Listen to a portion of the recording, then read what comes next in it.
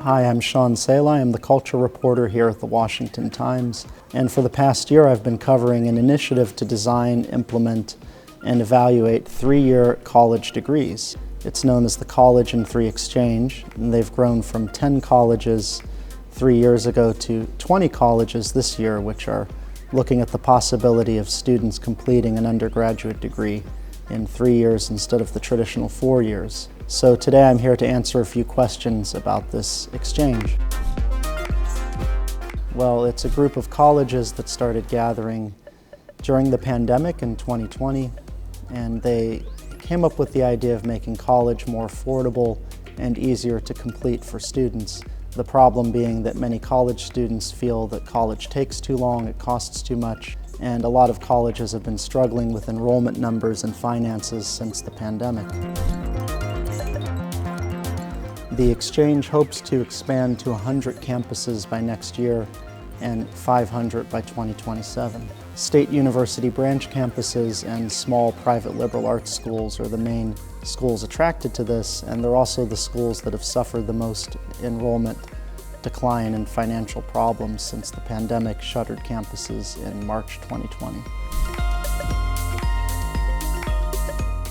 Some colleges are reducing the required number of credits for a bachelor's degree from 120 credits to 90 credits. And they're doing this by cutting out completely the requirement that students take electives. Electives are personal interest courses from finance to yoga that students take, which kind of extend college to a 4th year. Other colleges still require 120 credits to complete a college degree, but they are expediting the process by requiring that students take courses year-round. That includes intensive summer classes, many of which are offered online. It also includes the possibility of taking internships for college credit, accepting more dual enrollment high school credits towards college, and also counting competencies and skills towards graduation, which have not traditionally been considered in college credit. The programs are designed to alleviate soaring costs, and schools, as I mentioned, have been struggling with budget cuts and inflation that have only been aggravated over the past 3 or 4 years. And so one benefit is retention. About a quarter of all students at half of universities drop out in their first year of college. And this particular idea of finishing college in 3 years is especially attractive to students who are low income, students who are minorities, students who receive Pell Grants, and these are the students that statistically are the most likely to drop out of college in the first year. So for colleges that have been struggling, those less selective regional institutions, small liberal arts campuses, this program is attractive because it allows them to bring students in and keep them and get them through their degrees faster. Underrepresented students are most likely to drop out of college. They're also the likeliest to struggle financially.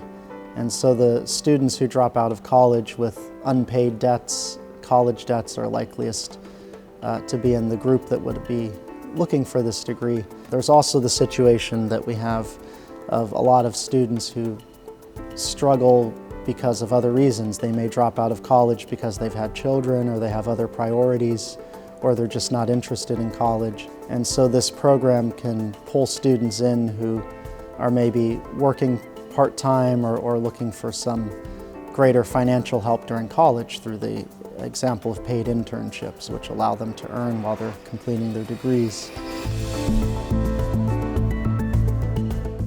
Some colleges are not hurting at all financially. It's interesting that there are no large universities, no selective schools, no schools that are already doing well financially that are looking at these degrees.